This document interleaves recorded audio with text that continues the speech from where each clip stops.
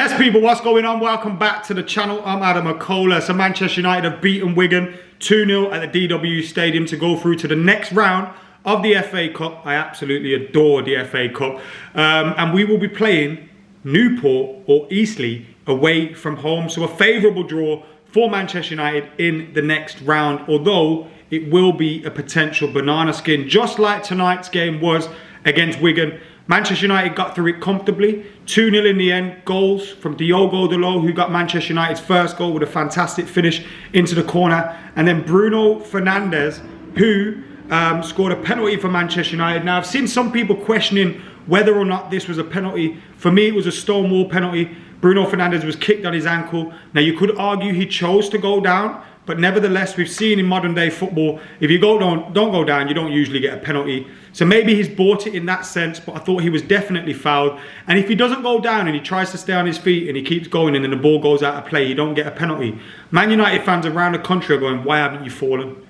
Do you know what I mean? So I do think it was a penalty, although he may have gone down a little bit soft. And if that happens to us, maybe I'm not sitting here being as polite and saying, well, you know, he's done what he had to do to get the penalty. But it was a penalty in my opinion, and it was a foul, and Manchester United got the penalty. Kobbie Mainoo, by the way, listen, Kobbie Mainoo is the fucking truth.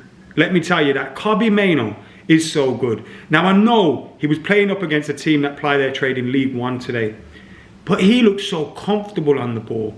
Every time he just finds himself in space, he can take a turn, he can turn this way, that way. His passing, crisp, clear, very rarely wastes the ball. Very rarely, even when he's getting closed down, you know, does he get pressed and lose the ball. He's able to counter that press, get out of that press. Every time I see Kobbie Mainoo, what I see there is an absolutely fantastic footballer. And Manchester United need to wrap him up in cotton wool, keep him in this first team, keep developing him, and allow him to be a centrepiece of Manchester United's future. Because that's the type of player we should be building this team and this club around. Absolutely fantastic. His work rate, his work ethic, his enthusiasm for the game, his ability, just everything about Kobbie Mainoo is incredible. And I don't like to heap too much praise on these players, but when we're sitting there thinking about this Manchester United team, and you look at the likes of Garnacho, Alejandro Garnacho today, he was excellent. Could have and should have had a goal or two, hit the post a couple of times. Absolutely fantastic was he. You look at Alejandro Garnacho, Rasmus Højlund should have scored today. He had the chances to score today, but I still like him as a player. I think he's fantastic, his movement and everything. And you look at the Garnachos, Rasmus, Kobbie Mainoo, the future's bright with players and like that. Then you've also got the likes of Willy Kambuala coming off the bench, Amari Forson coming off the bench. Now again, look, they might not go on to have huge careers at Manchester United, but what I'm saying here is the young talent at this club is actually pretty good. Now, if you could supplement that talent with very good first team signings, you know, signings at the right ages, signings that will get better and help improve the environment around them, you know, and you look at the new ownership coming in, Dale Brailsford, Sir Jim Ratcliffe, Ineos, etc. You've got to hope they can improve that side of things, because our academy is churning out good quality young players. But to go alongside that, you know, we need to have the right experienced players, we need to have the right signings. And we've made far too many signings that haven't been the right ones. I would have liked to have seen a goal for Marcus Rashford today. I said it during the watch along with the lads. If I could buy a goal for anyone at the minute, it would be Marcus Rashford. Like, he really, really does need a goal. I thought his all-round performance today was very hit and miss. Like, he'd do really well to get into certain situations and then maybe overplay it, try and dribble too much, try and play out too much.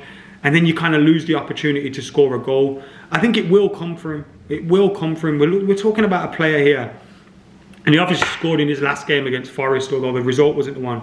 But we're talking about a player here that scored 30 goals for Manchester United last season. 4 out of the 5 seasons prior to this one, he scored 20 goals plus, with countless assists as well to that. His goal contributions over the last 4 or 5 years have been incredible. This season has been very slow. You know, the back end to last year, very slow. The start of this season, not great. But he'll find his form. I never really worry about Marcus Rashford. Sometimes it looks like he's carrying the weight of the world on his shoulders, and you know, his head's dropped. I didn't find that was the case today. I think he maybe kind of gone League One opposition. Wigan, I should be scoring today. Now let's go and score. And then overplayed at times when he could have, you know, maybe kept it simple or did the better option. But I'm happy with Marcus. Just like with Bruno Fernandes, there's a lot of people that are split on these guys. But both of those players, I never really worry about them because generally they will come good. It's around them where we've got to get things right. And if you do that, you're going to be onto one. Again, it's only League One, it's only Wigan today. I'd much rather see someone else starting in that midfield instead of McTominay. But that can come hopefully. You know, we've got Casemiro who's returned to team training. You know, you've got Amrabat who could potentially come back as well. There was a few players that have been ill and injured at this moment in time. So I understood the selection, but I'd rather see a different midfielder in there. But I think with Kobbie Mainoo, Bruno Fernandes and another, we could have a midfield there to sort out. Johnny Evans as well. Another incredible performance by him. Again, we're playing against League One opposition, so make of that what you will. But Johnny Evans, absolutely fantastic. I love Johnny Evans, I really do. And seeing him play for Man United again, although weird, and strange to see him has come back. You know, he never looks out of place in a Manchester United side. Diogo Dalot's goal was absolutely fantastic. He got the man of the match on TV there today. But for me, the man of the match, in my opinion, was Kobbie Mainoo, who I think is just absolutely fantastic. Everything about him. You know, he's got the maturity of a 30-year-old. He's obviously got the youth of the player that he is. He's got the composure of a player that's been playing in midfield for Manchester United for 10 years. Finds space all the time. Beats the press most of the time.